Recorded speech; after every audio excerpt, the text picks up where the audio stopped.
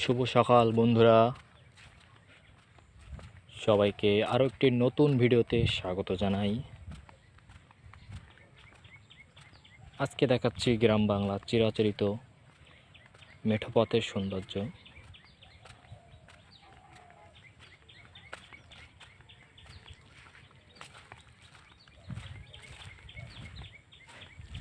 গ্রাম মানেই এক মানসিক শান্তির সমাহার, যেখানে বিরাজ করে। শহরে কোলাহল থেকে মুক্ত, নেই কোনো যানজটের আওয়াজ, চারিদিকে শুধু সবুজ আর সবুজ এবং পাখির কিচিমিচি শব্দ। পাখির কলকাকলিতে সকাল হলেই মনটা ভরে যায়।